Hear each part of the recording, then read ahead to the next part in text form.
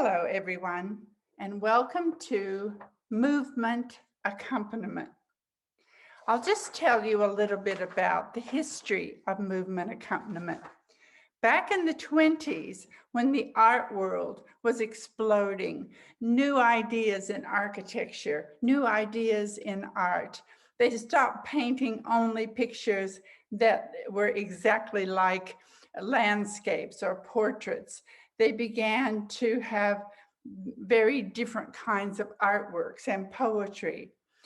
Back in the 20s, the formal dance, of course, was ballet, where highly trained dancers would spend years learning specific footwork and choreography, and then they would dance to a piece of music that was highly choreographed.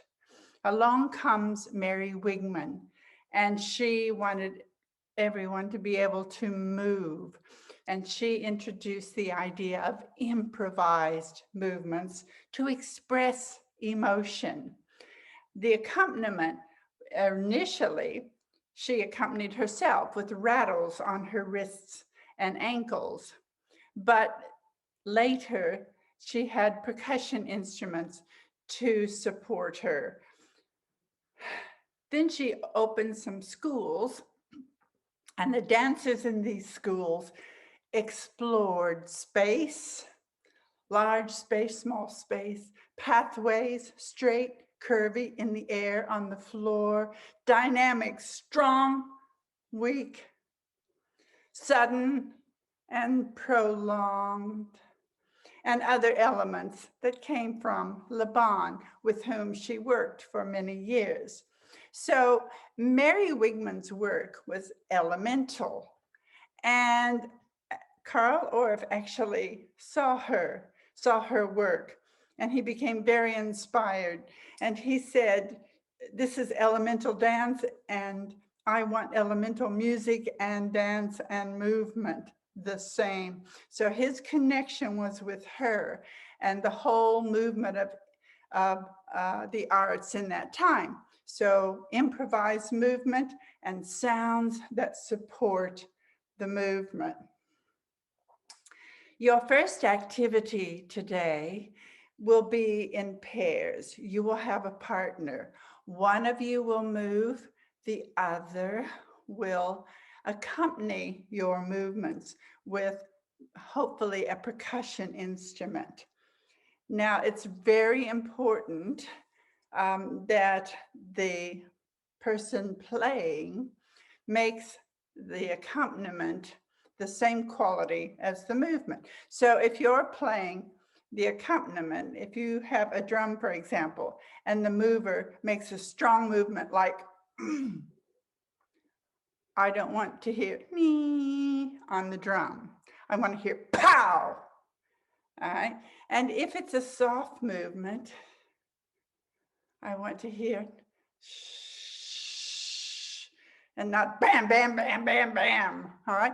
The sound has to match the movement. All right, movers, we've given you a story.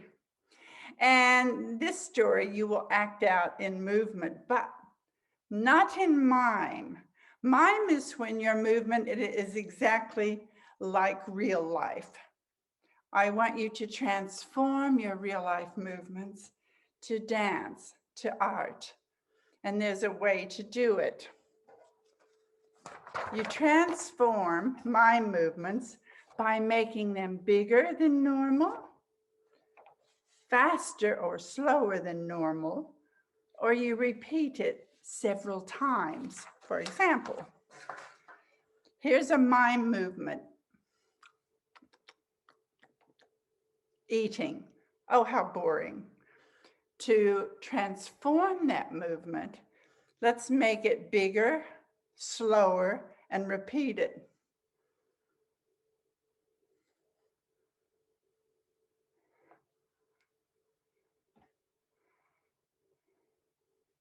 Okay, much more interesting movements. And notice I didn't open my mouth, go, because that's too obvious. All right, dancers, you act out the story, but try and transform your movements. Do you have to do every single bit of the story? No. You just read the story, work out how you're going to tell it, and then experiment. Musicians, make sure you watch carefully and try to match your sounds to the movements. Musicians, do you have to play every single second? No, you can have silence. That's good too. All right, before we move on, I just want to show you a very short video clip of Mary Wigman doing a little part of the Witch's Dance. Notice the energy and the determination in her movements, and notice how the sounds support her movements perfectly. I'll see you on the other side. Mary Wigman believed that expressionist dance and classical dance were incompatible. Wigman had settled in Dresden and formed a school and company of her own. She continued to make use of space as Laban had taught her to, adding to that concept the mystique of her instinct and a more dramatic use of gesture.